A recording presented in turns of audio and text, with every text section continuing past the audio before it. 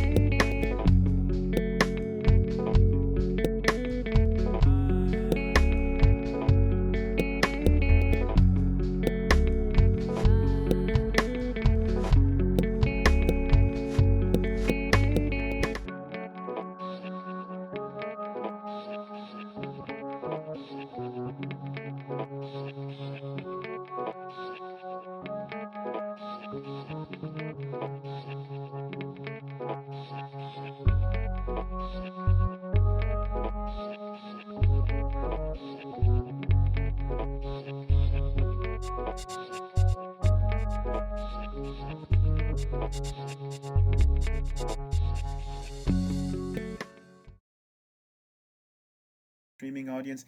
Hey Okay. guys, this is Draxtor. We're still in the process of putting new batteries into controllers. We love batteries here at the Drax Files Radio Hour, so please stay put. You will see this wonderful thumbnail if you're watching on YouTube and Twitch and Periscope or wherever else I'm streaming. The Draxtor Media Enterprises streams everywhere where people can lurk and extract humanity. That's how I roll. Joanne is in the house, but we're changing batteries, so stay put. All right. And we're coming right back.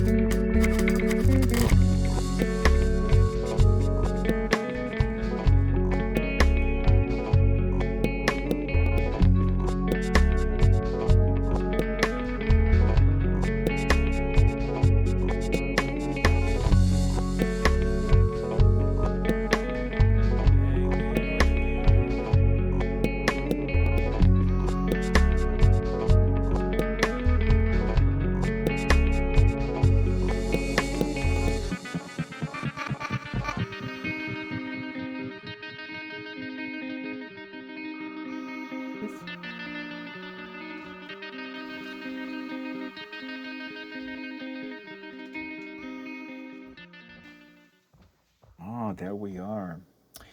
Hello there and welcome to the Drax Files Radio Hour. My name is Draxtor Dupre, and today with me in the studio is Joanne McNeil with her magnificent book Lurking, which is a nonfiction book. It traces the origin, I guess, maybe not all the way back, but pretty far back, of social networks. And like I said on Twitter earlier, if you are a social media user, or if you work in social media, let's say you're a community manager or you're a CEO of a social media company, this is really required reading. And it is my pleasure to welcome Joanne here in the studio. Hello, Joanne. How are you? Hi, I'm good. How are you? Very good. How does it feel to be in virtual reality with the helmet on and all that? It's really exciting. I mean, it's such a cozy place you have set up. It is very cozy. It's all about making people feel comfortable in a very strange environment. You're hopping around a little bit. That's fine. Those are the things that everybody does. I'm not even looking at you. You're crouching there. So Am I? Oh, no. I'm No, such a that's fidgety, bad posture person. see here. Wave to the camera a little bit. Here, the camera is The no, camera. it's on the other Oops, side. there Where you is are. it? Hey, There how are you it doing? is. This is the camera. Nobody sees him, but you see the camera. You're the only The person. camera is very cute. The camera is like a little Wally. It's a cute camera. Jumps around. So we have lots to talk about. I prepared a lot. I prepared like 20 pages. It's like a thesis. Wow. No, but no, to be honest. So for the people who don't read, aka my audience, you tell me if I got this right. Is your too long don't read message of Lurking that social networks will never scale to accommodate the entire planet? And I mean, I want to start with a little bit of a sort of a simplistic, tongue-in-cheek statement here. You talk in the book about all the online harassment that we all know about. You talk about these really, really questionable business models of Facebook. One thing that we have in common, we both, I think, really loathe Facebook, but you made such an important point. I quit my Facebook account 2 years ago, and you make the point that it's actually a sign of privilege that you actually can do it at this point with this behemoth. But would you say that is a social network conceivable in your imagination that works for everybody on the globe, or is that just absolutely not possible? And is that due to the nastiness of people and people who just want to kind of sort of destroy rather than create? I think what we have to think about is just how do you think of groups of friends? Like, would one person be friends with every single person on this earth? No, you just can't do that. So community, the word community, has always been used for groups of people having some like shared goals or interests or identity. And so online communities, the communities that we set up online, what we want is we want to have communities that are within that can be organized, that can be self-sustaining. And of course, there are so many factors that make that difficult, like not to mention the cost, the time of setting up, the labor involved of mediating, but also moderating and mediating as someone who's a participant in a small online community of no more than, say, 500 people. It's very, very different than Facebook with 2 billion users, apparently. What it represents on that social network, the kind of horrors that we know they have to pay very, very, very poorly paid workers to moderate posts. And those posts, apparently the workers have been... These people have PTSD in some cases. Yeah, they have PST, but also there's been something going on just the past 24 hours where they sent the workers have not been logged in, and consequently people's posts are just getting deleted because it's all AI right now, and it's just chaos on Facebook. I haven't seen it myself, but that's what I've been hearing. I mean, you talk about like you really criticize one through line is also that you criticize that there's not enough investment in human resources to moderate and manage these communities. But like I said, I guess it's impossible and not even shouldn't even. Why is it so desirable to bring to create this gigantic scaling thing? I mean, it seems that Silicon Valley, I mean, they're obsessed with scaling. It's all about 10x, 100x. I mean, not only about monetary return on investment, but they all seem to be so blinded by this whole scaling thing that they forget that maybe it will never work. Yeah, and I think the thing to keep in mind is that we have successful examples of communities that are just genuine communities of people that have found a little space, whether that's a Discord server or a Slack channel, and just been able to like keep in touch and also be open enough to welcome in new people. I mean, I would say that what you're doing here with your radio hour, that's setting up a community. I mean, you have your audience. You are also open to new people. I think I found out about your radio through your radio show through Tim On, and that's how I'm on here right now. It's just like one of those things that like not being so closed that you don't welcome in new people, that you don't welcome in the opportunity to have like-minded people in your community, but also small enough that it's genuine, that you can maintain, that you can moderate, you can filter out people who might be creating problems, but also, mediate if it's a problem in the matter of just like, an argument between two people, as opposed to like a harassment on the scale that we see on things like Twitter and Facebook. Right, and I joked with you on Twitter a little bit, saying like, oh, you didn't even write about Second Life. I mean, you mentioned Second Life twice. I just want to say for the record, I'm not disappointed or mad. That would be ridiculous. I mean, you really focus on something that is related to Second Life, but also different. However, I would stipulate that Second Life and Second Life's founder Philip Rosedale is actually on the Twitter conversation, and he has been struggling with this question for 20 years almost, I would say. How do you create a virtual world where, with this balance between anonymity, pseudonymity, the respect and reputation? How do you manage these things? He used to say that in Second Life the reputation will come naturally because you wouldn't want to be a jerk because your neighbors will sort of out you as a jerk. I mean, I thought that was fairly naive, and I think he modulated his messaging and he learned from what happened because, of course, as you know, if I want to be a jerk, it's very easy to sign up anonymous accounts, and you don't really care if even your avatar name or your user name is spoiled. You just sign up again, and you keep going, and you keep going, and you keep going. So with this out of the way, the Second Life question, where I would also stipulate that a virtual world with avatars and where you can build your own worlds is another important step where you just have more agency, and in theory, it allows you to maybe engage with people without extracting humanity. This is something that you're right, that the social networks extract humanity.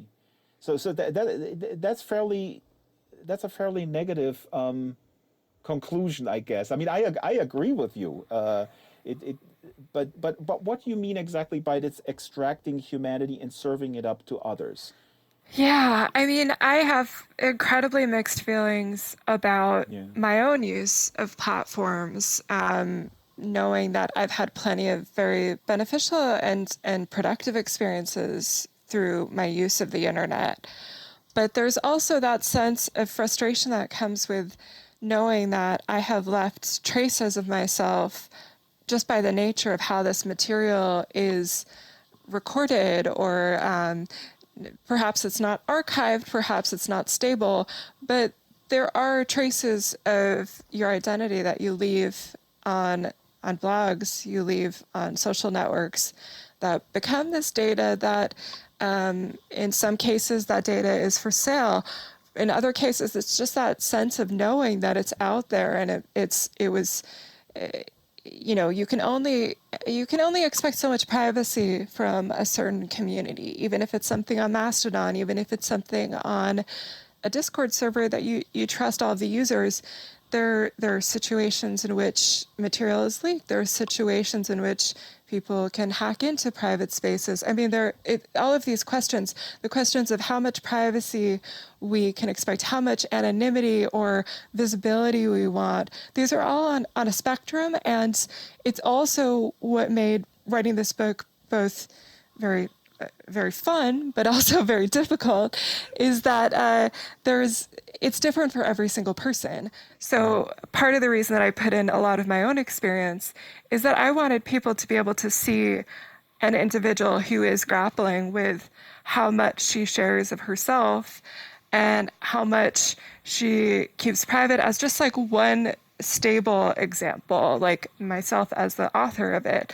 And so moving through the book, what I prescribe, what I suggest for other users, it's not going to be applicable in all cases. I mean, like we were saying before, a lot of people on Facebook just will never, like, in the next years or 5 years, it would be very unrealistic to expect them to leave Facebook, because it's possible right now. They're really locked in. Yeah. They're locked in. They have family members they can only get in touch with because of Facebook. They have school committee meetings that they will not hear about unless they have a Facebook ID. And that sense of being locked into these social networks, that's another element of how we are both limited, but there are some freedoms that we can take. We can, set up a group chat among just several of our friends and say that, we have to go through a process of deciding among the 7 of us who we add to this group chat. Like, do we trust this other person we're going to add as the 8th user? Like, all this kind of stuff. And it feels like really overwhelming. It feels like work, which it kind of is. I mean, it's actually a lot of work. I mean, that's the same, like organizing in the physical world is also work, and moderating a group. I've been with the Parent-Teacher Association, and there are clashes. So it takes work. And sometimes you say to yourself, well, I would love to automate this. And I go like, yeah, that's exactly how Silicon Valley feels. Why can't we just automate all these nasty people and then go home and, go barbecue and surfing, and when we come back, the money is coming in. Oh, yeah. Yeah.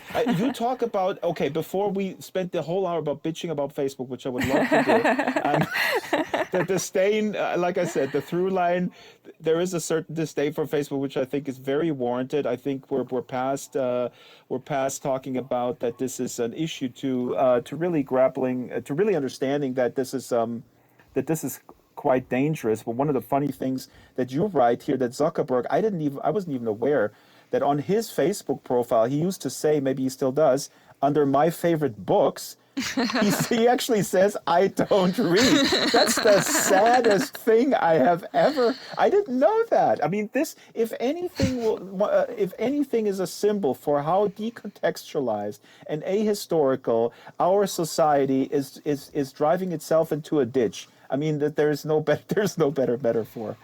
Oh, Lord. Maybe he'll read your book.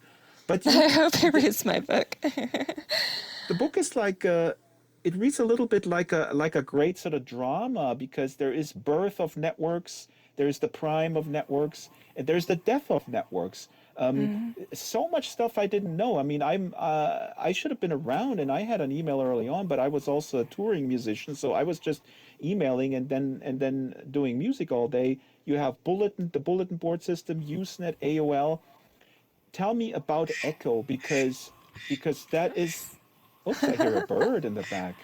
Ooh. What's that? I hear little birdies. Look, this is virtual reality with reality. Where are the birds? The birds are real. They're not virtual. Okay. So Echo was a local network in New York City that combined online interaction with offline meetings, and it was founded by a woman by the name of Stacy Horn, and she wrote, "Cyberspace does not have the power to make us anything other than what we already are."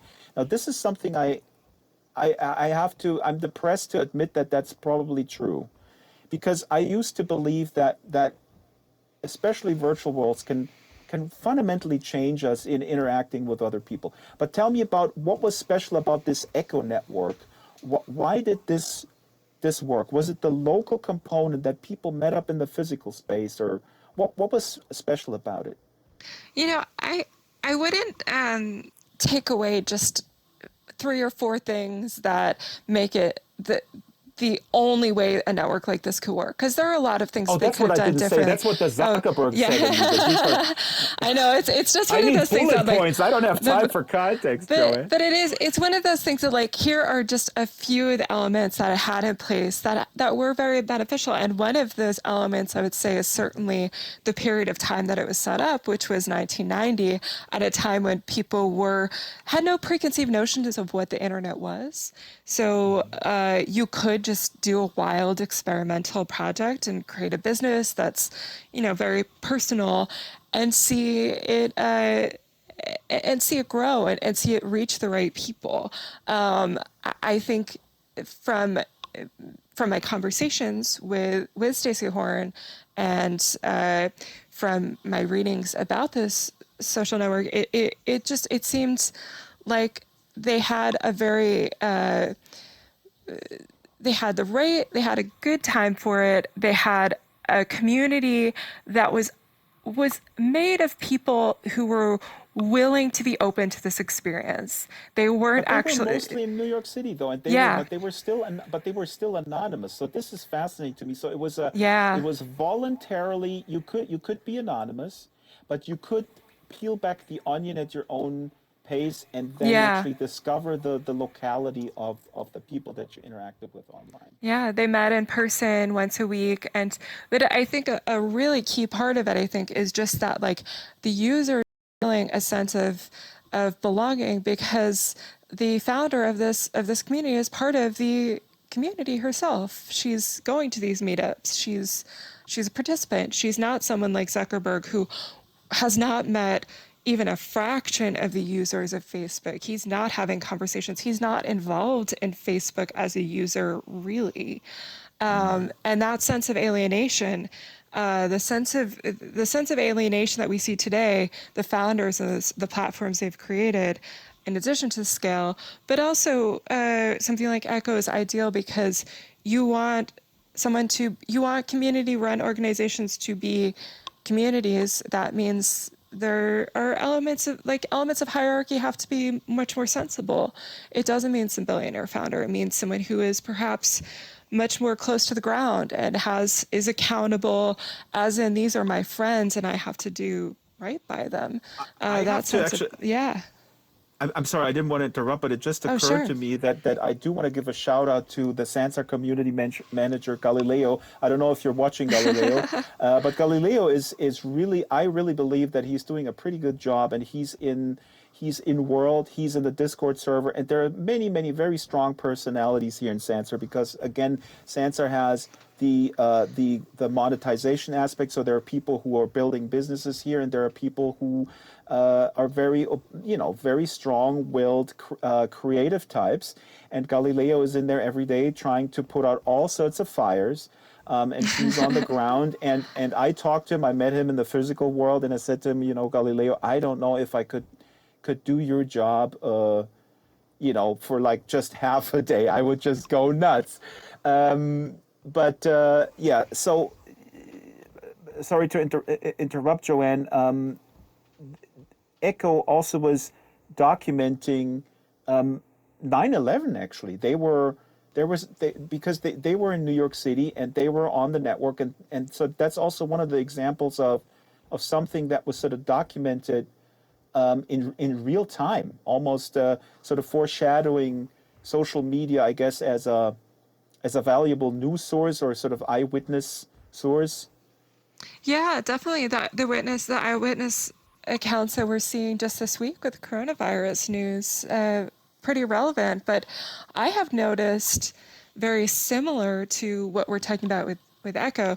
Very similarly, I myself and a lot of my friends are breaking away from Twitter and going into Yeah. private DMs, private group chats, having these conversations away from the major platforms that have incentives to scale and create attention grabbing activities. I personally do not care if my posts in these group chats go viral or get likes or anything like that.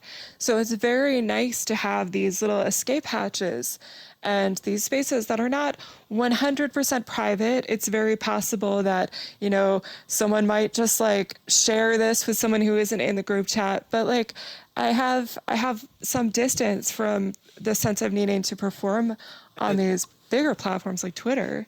Right. And actually, I wrote down some quotes here, and it's great that we're moving towards jumping ahead towards the Facebook, Twitter, because their business model really, like you said, it forced people to a large extent to become performers, and not performers in the performance art sense, but just sort of look at me and lurking. You're right. Actually, I wrote this down.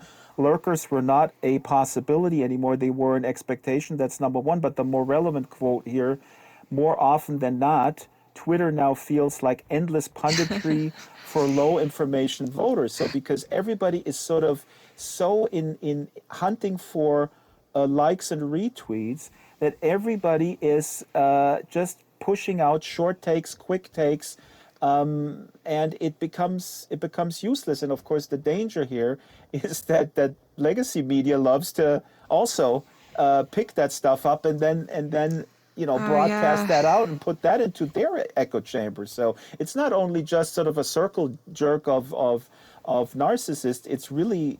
It's dangerous because of that broadcasting that's happening through legacy media. Yeah, and that is where those private chats right now that I think most people I've been talking to have been doing this. They've been setting up group texts with their family. They've been setting up little Slack channels just so that they can have some sense of control over who they're talking to, what kind of conversations are. And also, I see this as like a preventative measure too. When I'm in these group chats, I might say, hey, did you see this news story? And someone in my group chat might say, oh yeah, that was just, there's a response to that and it shows this was a little bit off and here's some more relevant news. And being able to do that, I'm not acting like media on Twitter where it is that, someone might see me post something like this looks very important and then it gets retweeted around and then I find out, 30 minutes later that a lot of the information has been discredited. I'm just within my small community of people sorting out with this group of people the what news is most relevant. And yes, it's possible you might get in some echo chambers. You might have people that are setting up group chats to be denialists of what we're going through right now. That's a possibility too. But I think that the more urgent concern right now is that communities act like communities, and that we have that sense when we do have a moment as we're in right now with like a great deal of misinformation. It's pretty critical to make sure that we have these various scales, various levels of scale activities and communities that we can reach out to. That requires media literacy, and it requires also the definition or the redefinition of, see, this is the phone. This is Zuckerberg calling and says, I know what community is. I know what community is. Because, okay, well, can you define community quickly? Because how would you define it? Because again, I mean, we're going back and our punching bag Zuckerberg here probably and has defined community as only if everybody is vacuumed into his thing. That's the global community. Yeah. I mean, but what does community mean in terms of the values? I'm not talking about the size, but what's the core value? Would you say? Yeah. See, it's one of those things. These are one of those questions that when I do realize, oh, I'm not an academic. It's very possible there is there is a very precise like sociological definition that, but but I think You just writers, that you I've write come books and then across you get it. invited Yes. into very academic programs on the internet, and then you don't even have the prescription, you don't even have the magic bullet. Why should we read No, if there's no magic bullet in there? but so I'm just going to say that it's possible there is a more precise definition than what I'm going to give. But I'm going to say that the community is people that have shared goals, people who have shared values, people who have shared interests or shared identity. So there are elements in which, if we're talking about perhaps a community of people with a shared ethnicity, I mean, that's sometimes used for community as well. But oftentimes Right, community is something that's voluntary. Community right. is voluntary in the way that, like, okay, the community, film Twitter, the people who tweet about film all day, that's like a community within a platform that's very ad hoc and manages to stay in touch between various tweets of whatever the news is of the day. But community is that, like, that something shared between people. Okay, but that's shared interest. And by the way, I studied sociology for 6 weeks and then I dropped out. So be careful what you say. I'm an expert. No, but the value is also taking care of each other, like really like being there Definitely. when the shit hits the fan, basically, right? And then how do you Yeah, do this in an online thing? I mean, we have this challenge in Second Life. I mean, I've been in Second Life for 13 years, and we had people now that we've known, and people who had tremendous hardships. We know people that passed away. We know people who got sick, and those are people that we only knew in avatar form. And then you really start understanding when it gets that difficult how much worth is that actual online community. Does it really translate yeah. into, hey, I'm going to drive over cross country, or I'll ship you, send you some PayPal or whatever, that kind of Yeah. thing. Well, that's one of those things that was always in the back of my mind when I was working on this book, is just that sense of the people that I've never met in person, how I can still really care about them, and Right. how people that maybe I've never met in person that I do meet 5 years after knowing them or communicating with them for a very long time, and how sometimes very natural you can just enter someone's life despite not having that face-to-face contact, that in-person contact. And those connections are very valid and important. And I think they're very incredibly common nowadays. Right.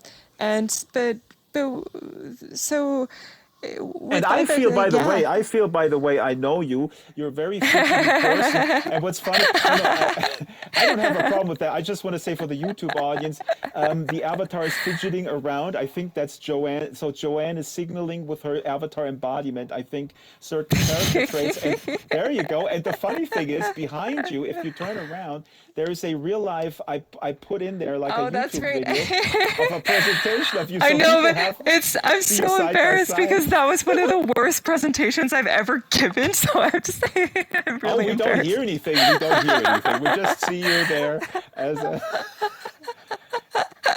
Is that Yeah. tough to have? Was that at an academic setting where you felt It like was I a need to sound really conference. smart? I no, it was a lot of things just like blew up that the night before the talk that I gave that talk, and it was just like I was so it was just like it's one of the worst talks I've ever given, but it's okay. Okay, people, don't Google that video. Don't lurk on that video. So I hope that, I mean, but you're feeling much better today with me, right? Yeah, Because I'm I really create comfy a here. You have this cozy space with the cozy rug and space. the friendly little robot cameras and Yeah. the posters, and yeah, it it does feel like being in a regular radio. What's the word for Station, it? Studio. station, Yeah, yeah, studio. yeah. The Because the sense of presence. And we do open mics here, yeah, hosted by my friend Shyla. Just real quick on the YouTube stream, thank you guys for tuning in. Kristalina Rudiak said, so grateful you're having this discussion. I just want to say you can put questions into the YouTube stream.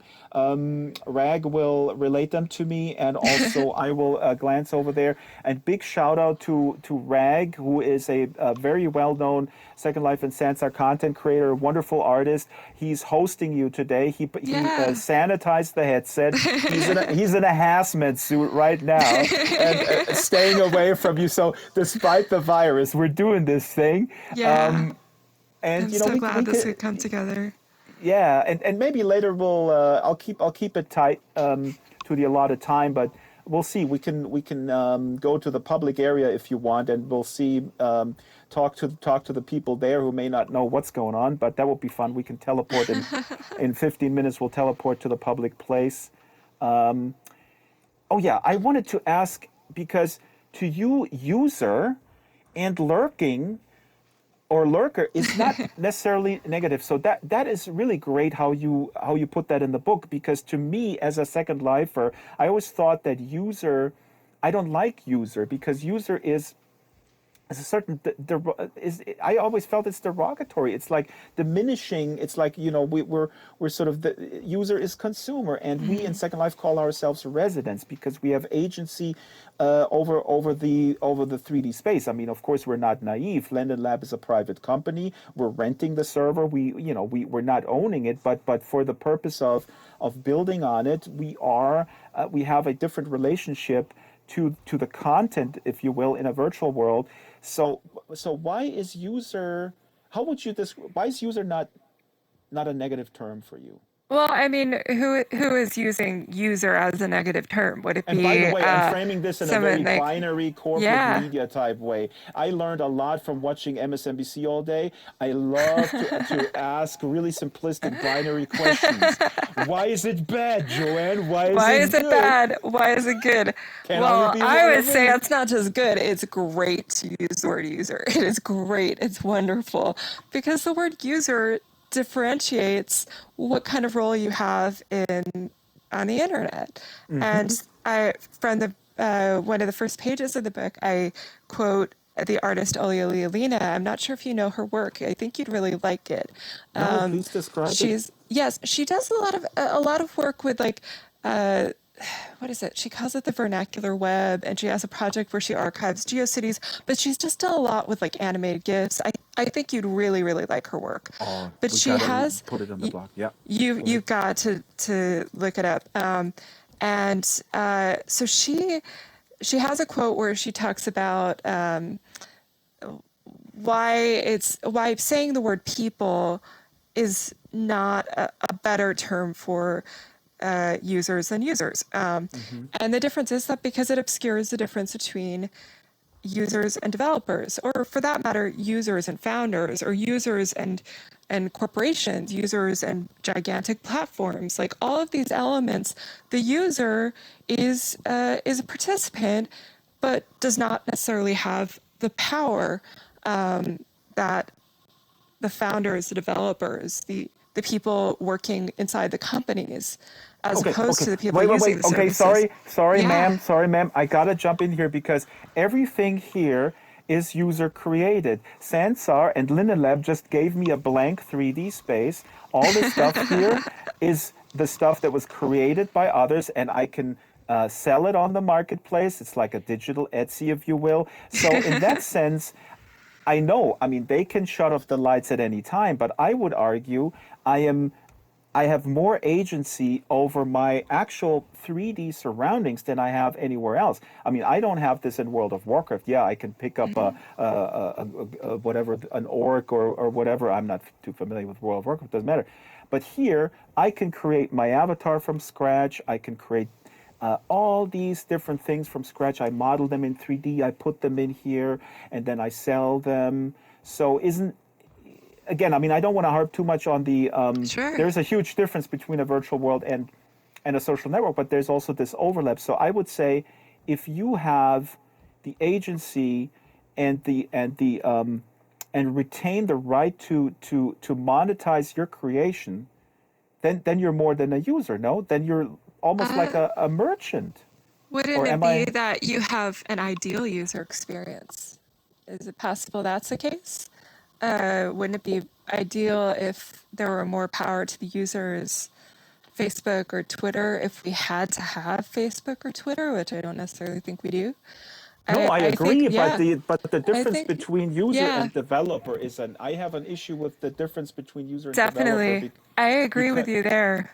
in Second Life, people become developers. They literally, all that Linden Lab provides is that empty 3D space, and then people script on it. People create vehicles. People create entire golf clubs Mm-hmm. where you can play golf, and so they create games. I mean, I could make the argument on people create games on Facebook as well, but of course that's a scam because. Anyways, I'm interrupting here. Go on. No, I think these are really great I don't know what points my point because, is. no, I think what you're saying though is that you can have much more agency with various platforms. You can have roles like developer. You can have a role as a merchant, and these are all very, it speaks of how varied our experiences can be with different platforms, with different websites and communities online. Because one thing I didn't really talk about much in the book are companies like Amazon that have like small sellers, or eBay where you have Right. just people like the people who are working more in elements of commerce and merchandising. That was not necessarily my focus for this book. I really Exactly, yeah. focused more, and maybe that is like I'm really glad I'm having this conversation with you because I didn't have a lot of experiences with Second Life. I had maybe a couple over 10 years ago, but I wasn't a deep user, and that's part of the reason it didn't play as much of a role in my book because I Right. kind of stuck to And the oh yeah. And I want to make very clear, again, I don't fault you for that at all. This is a wonderful book, and it would have been, really, I think it's a very tight book, and the focus on those sort of 2D web based networks is a really smart move in terms of framing it.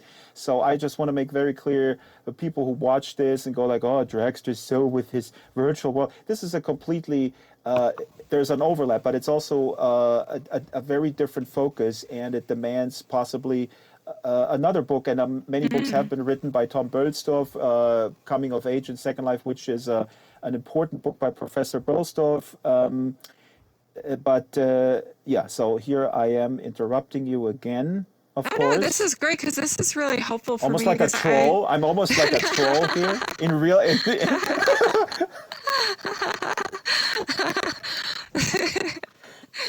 Can I ask you, Sure. what is identity tourism? You have a term here in the book where you say identity tourism. If you could, this was fascinating to me too. Well, that's a term from Lisa Nakamura, who wrote a book called Cyber Racism. And I think that was published in 2002. And she discusses more looking back on the internet of the 90s, early aughts.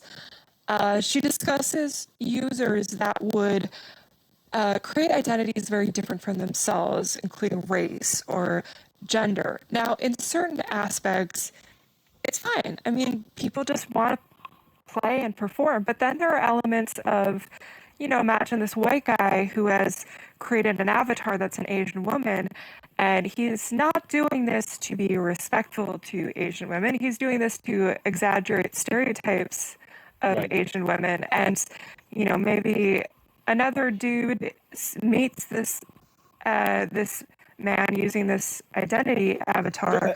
Joanne, and can I interrupt you? Please sure. hold that thought.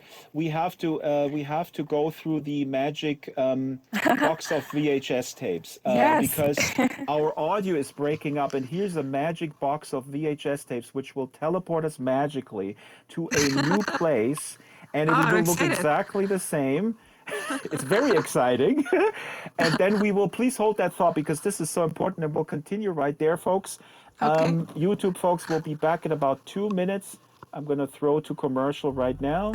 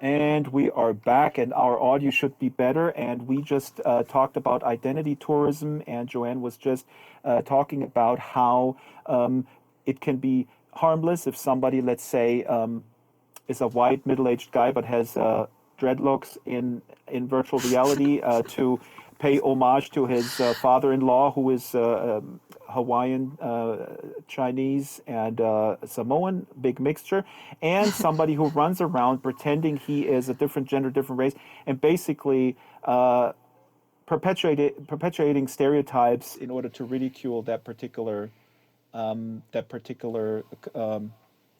community. Step a little bit closer to the mic, Joanne, and Step then let's closer. Okay. Is this this good? Okay. Right here. This good? walk forward a little bit Are you forward. sure? Joanne, in real life, move to your left. Move to my left. Sorry. You hear Rag's voice in the And then if background you want to there. move, use your hand controllers on your We're doing. All right. Oh, I see. There we go. Keep your hands See, on this is when you bring someone who grew up on the 2D web into a 3D world. Oops! I threw my book on the ground. She's throwing her own books around the go. By the way, what we're talking about, if you're just tuning in here, we're talking about this book. It's called Lurking, and apparently lurking is not bad. Lurking It's is a good fine. thing. Yeah. See, Ooh. all the stuff I'm learning this because I dropped out of sociology. I didn't know that. Ooh. Yeah. Identity tourism, as Lisa Nakamura coins it. Sorry, Joanne, It's walk a little closer to the mic because okay. you're off camera. Oh, There I'm you off go. camera. All right, That's here I it. am. Perfect. So nobody saw me playing with my book. Oh no. Grab another one. Grab another one and throw it around. Okay. Woo. There's others on the table too. Woo. Yeah, I mean it's all about harm and what your intentions are. If you're Right. playing around with your identity online and it's just out of curiosity, well, that's okay. But if you're doing so and being not so mindful of how people who are of that identity might be perceived, I mean, it's all of these elements on a spectrum. But yeah, that's definitely something that is to be taken into consideration with anonymity. And it could also Yeah. be, I mean, this could be also, I think, in the line of this, of sort of very elaborate and really kind of mean and nasty type trolling too, which leads me to another thing that I would like you to explain. This incredibly, I mean, it was mind-boggling to read about this. I missed this. I was familiar with Gamergate and some of these other things, and especially now the subreddit, the Donald, because the Oculus founder, Palmer Luckey, who I have absolutely no problem with calling him. Now, as Tim Mon on my show called him an effing fascist. He's a fucking fascist. Oh, the F-bomb again. So, but please, can you explain what this hashtag End Father's Day thing was? Because I think people need to know. This is such a perfect example of what is doable out there. And what people do, and it's so nasty. And I do think that especially legacy media or my father's generation, they have no idea of this of how nasty this strategy is. Oh yeah. I mean that was an example that took place on Twitter. I want to say it was 2014, and the problem was that there were users from 4chan who were creating identities with avatar images they found online of women of color, and they were posting in ways that were meant to parody feminists who are people of color or trans or identities other than cisgender white women. And so they created these avatars. They started performing as though they were authentic, authentic people, but they're, actual women of color on Twitter could see immediately that this is really bizarre. Like what they're saying is very bizarre. And they created this fake campaign called End Father's Day. And so the 4chan users, who I'm assuming are all, young white men, created these fake identities, created a fake hashtag campaign, and it was covered on places like the Daily Caller, places like conservative Republican publications, as if it were legitimate, as if it were a legitimate grievance, as opposed to something that had been invented by a community and it was completely inauthentic and used to harass people of that identity. It was specifically used to harass people of that identity. But this is also just to sort of rile up people and go like, oh, look, I mean, there's no freedom anymore. These people are crazy, these social justice warriors, and sort of stoke that thing. I mean, is that... You also write hostility to sincerity was 4chan's through line. I mean, this plays into this as well. So do people who are sort of bored and sitting there, is their initial goal with this, do you think, it's pure speculation, I think it probably varies, but is the goal here to just, that they just hate people with an actual real cause so much that they want to sort of poke that until these people sort of with infighting explode? Or is there really a larger, more concerted effort to go more towards a very sort of rightward authoritarian society, or is it a mix, or is it subconscious? I mean, again, I'm not a sociologist. I'm sure there's people sort of investigating that stuff, but it's fascinating. But I mean, Gamergate. Yeah. Nobody took Gamergate seriously unless you Until were in it was that. too late. Yeah. Well, but also, now basically the people who were instrumental in Gamergate were instrumental in getting Trump elected. I mean, these are not marginal little losers who sit in their basement. This is some real stuff. Yeah, I mean, and that's an example of building the toxic kind of community. How I remember having very frustrated feelings at the time watching various toxic groups all kind of commingle with Gamergate, that this should have been a very niche issue. And if there had been more decentralized online communities, maybe it could have been handled on the level of the communities themselves, kicking people out or separating people or taking care of it like that. But that it had been it's one of those very complex elements of internet history that, I mean, I can't really boil down to the essentials because it is very complicated. But one problem was, I think, how delayed media reaction was to being able to say this is wrong and here's why this is wrong.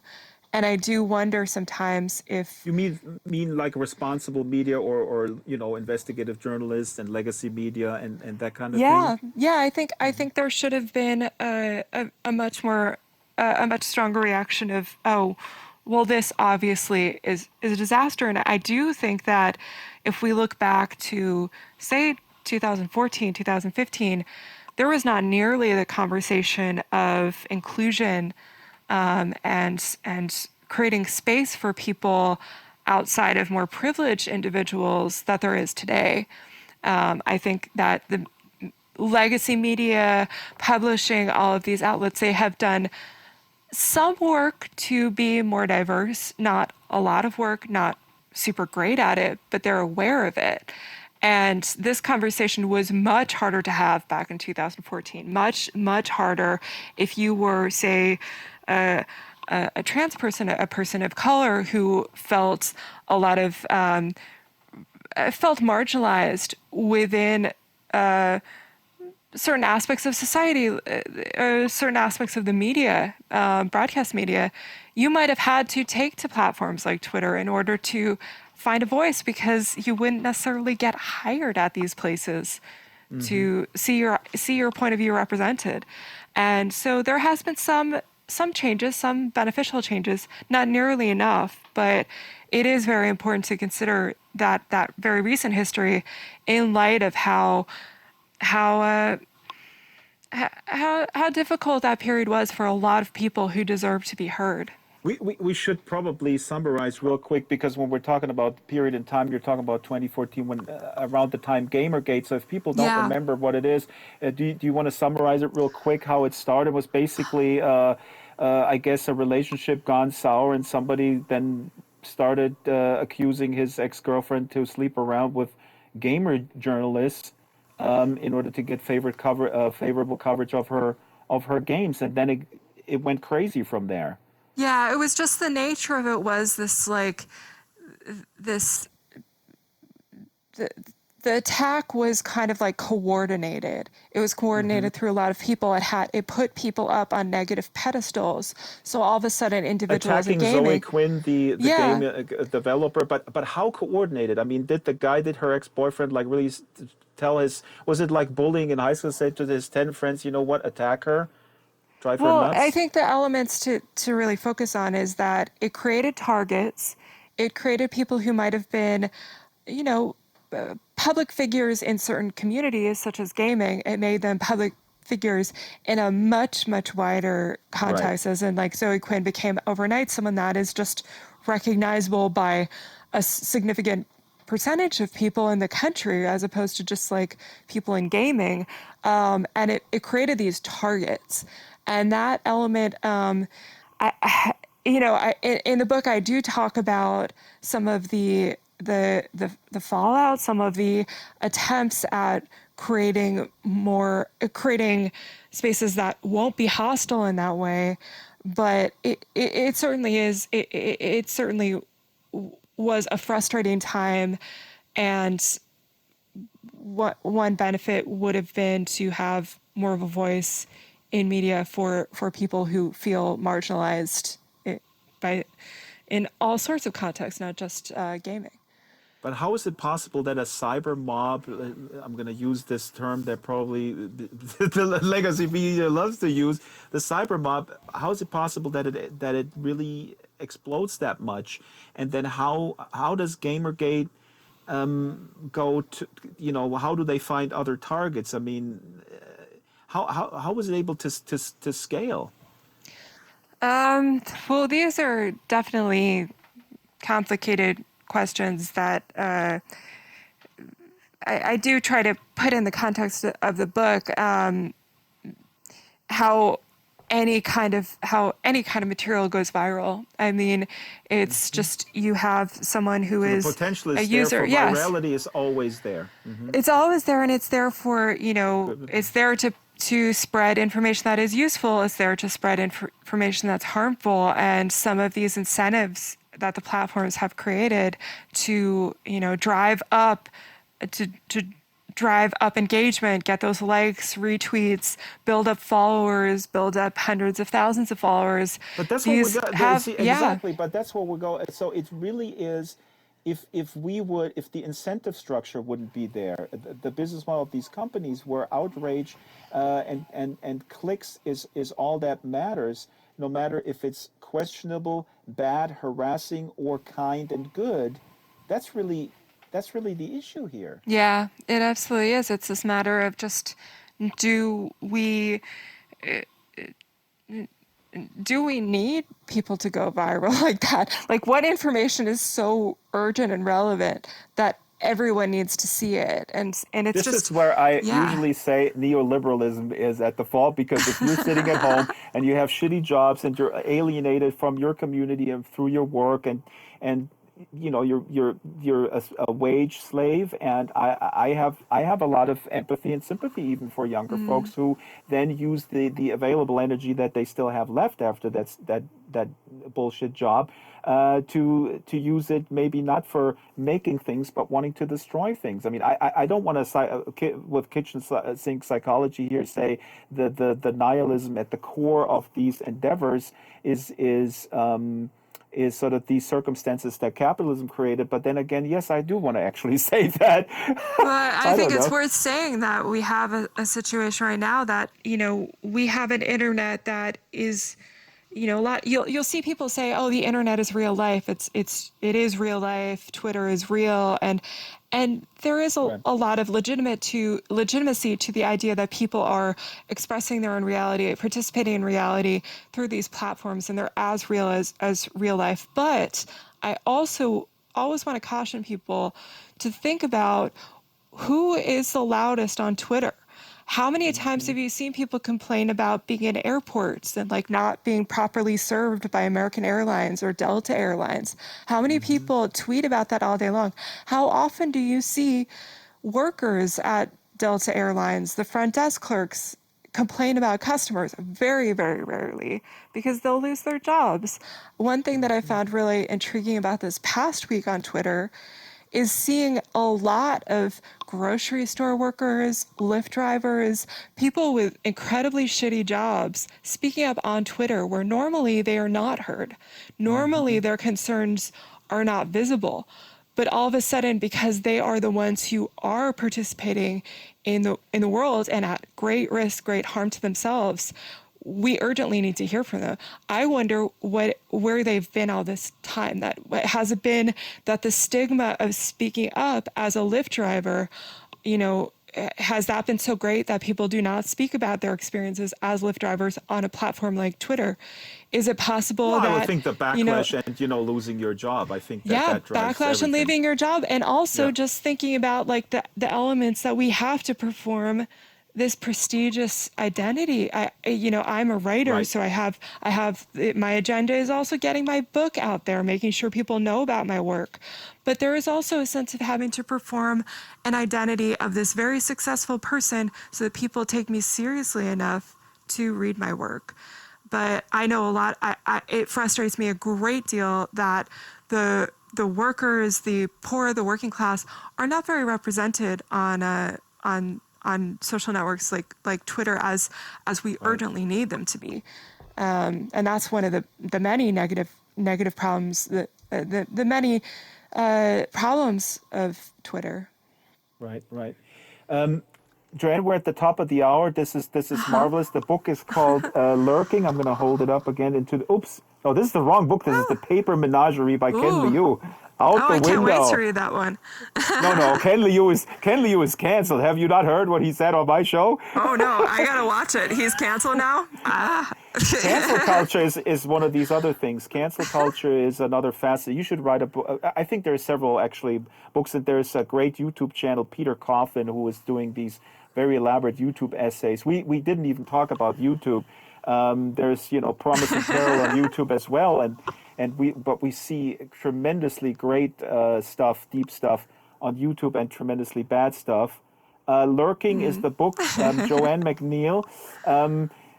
Now, Joanne, if you have 10 more minutes, I would like to do a little social experiment and go to the welcome area and sure. see what happens. Just go there and I will say, hey, this is Joanne, and she's my friend, and I'm going to give her a tour, and then we'll just see what happens. Should we? do it. Are you not afraid? There could be crazy trolls out there. Could be. Bring them on. I'm in this cozy little the house that everything's nice here, so I'm okay.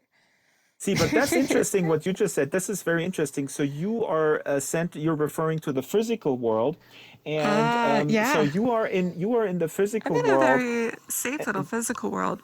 You're in a safe physical world, and this is something. And I don't want to get off a tangent because people know I talk about this often. There are trolls. One type of troll in Second Life is the shtick of coming into your Second Life home and then harassing you in the home. And I've had several trolls on my podcast and just trying to sort of be Father Drax and tell them, look, these people may not have a safe space in the physical realm, Yeah. because the trolls always say, Drax, you're taking everything so seriously, I'm just making fun, it's just harmless. And I say, no, you have no idea in what circumstances these people are. As a matter of fact, many have only their Second Life rented space and their little beach hut as a safe place where they come to overcome anxiety or all sorts of things. And you come in there and you're ridiculing that. It is no different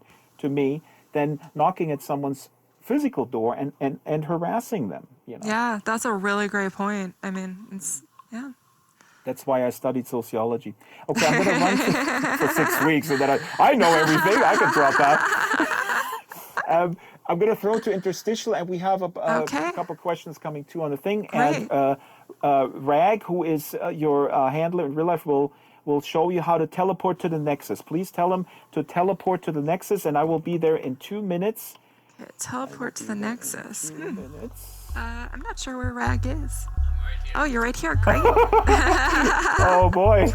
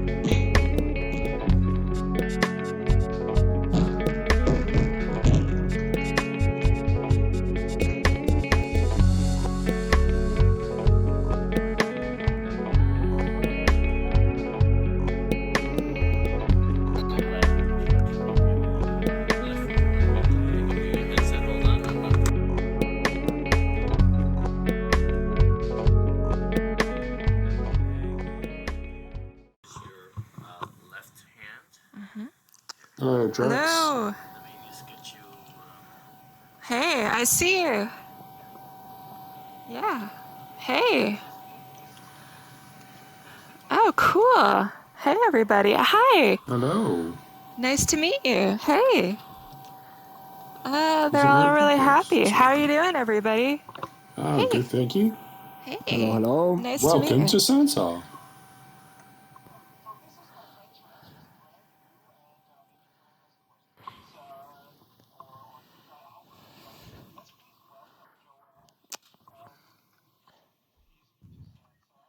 Yeah.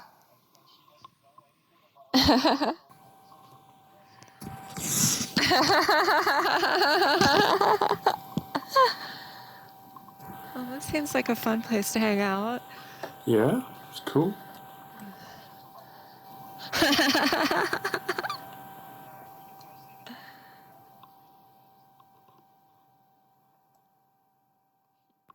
Don't know about you, Drax, but I've been sent home to work from my work. We're all, yeah, hi, hello. Oh, cool. Thank you. Hello, Joanne. Hey, Welcome nice to meet you. Samsung. Hey.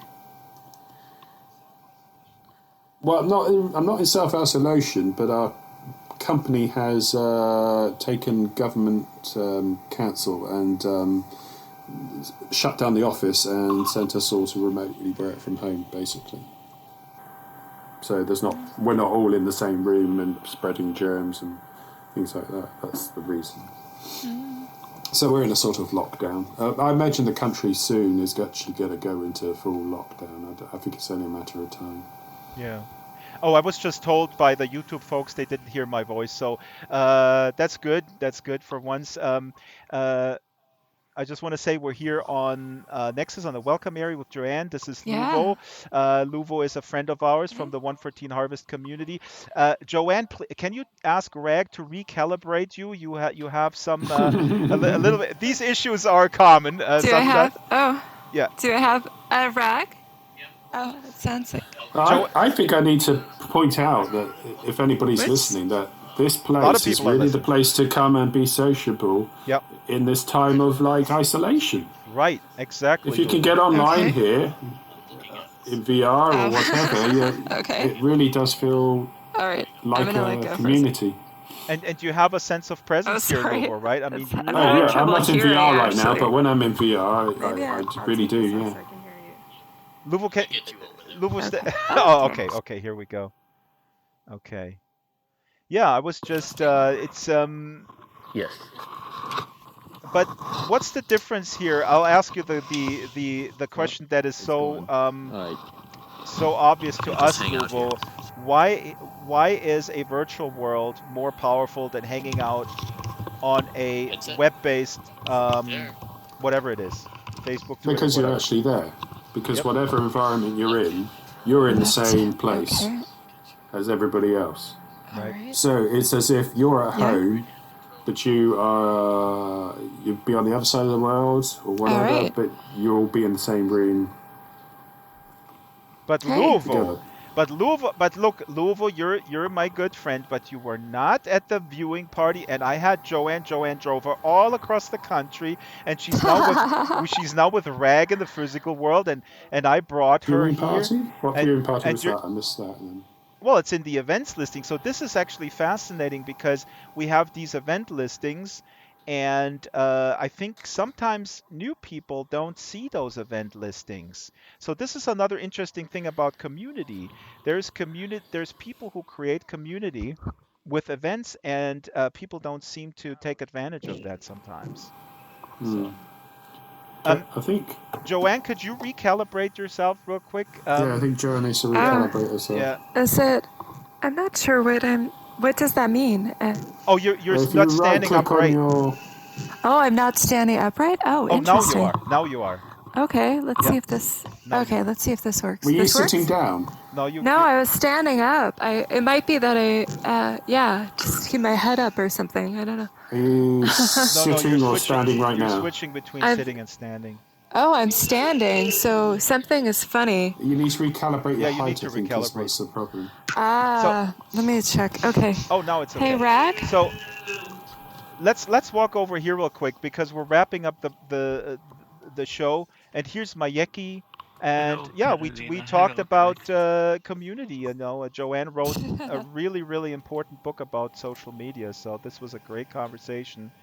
And we talked a lot about community. Hey, Katrina! It's a height adjustment. Hello, That's tricky. Well, is there some Yes, there is. Joanne, don't worry about it. Tell Rag, don't worry about it. So we can wrap up the show. You've been in the helmet for over an hour. Now we can wipe you down, and the helmet, we can wipe the helmet down. Um, Thank you, Joanne, for coming. This was an absolutely awesome conversation. Please get the book. It's called Lurking, for everybody in social media or virtual worlds, and who people who work in this field, platform providers, community managers. This is an absolute must read to understand the context. If Mark Zuckerberg, if you're listening, I know your Facebook profile says you don't read, but you may want to read this one. Am I right?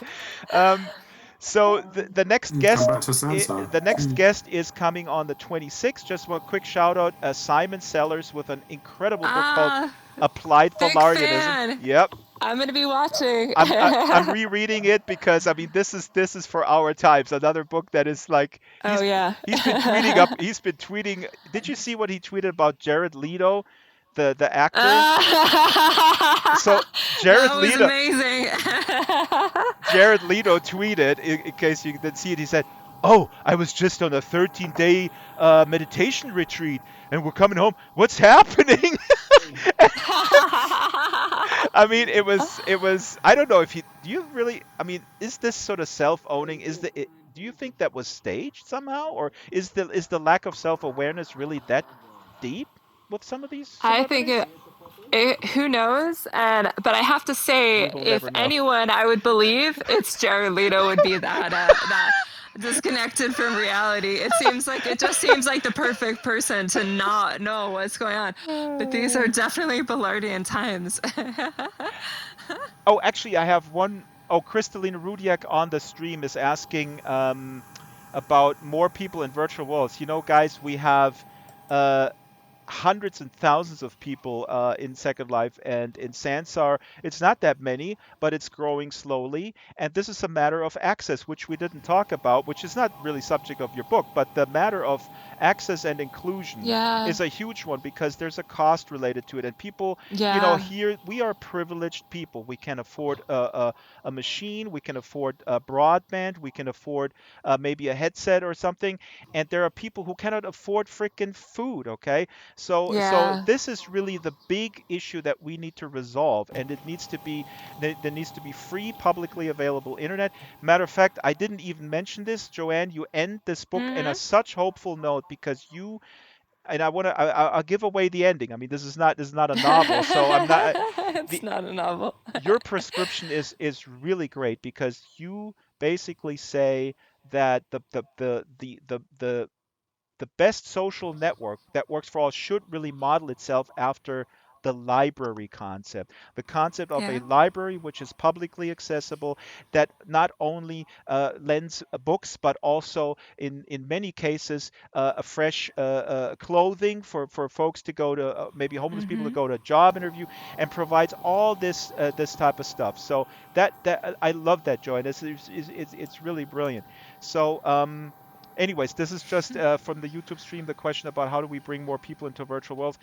We're having a conference in Second Life in 2 weeks with 1,500 people. Okay, so there's a lot of Wow. people. But again, the issue is inclusion, which is hampered by the cost of access. So Yeah. now, Well, Joanne, thank you you. you and Rag, and thank you, Rag. Big Yeah, thank you. thank you, Rag. You guys go in your hazmat suits, go and eat a sandwich, and and the That sounds great. last shout out to Bagnari and Matthew from Full Spectrum, they made your avatar. So Oh, that's thank you. so nice. Thank you. Thanks, everyone. Hi. Thank you. Goodbye, everybody. Bye. Thanks for watching the stream. And this will be out on Monday on the podcast draxfiles.com. Amazing. Goodbye, Thank you, Drax. everybody. Bye, Joanne. Maybe we'll see you Bye. again. Bye. Bye. Hope to see you again. Take care. Okay.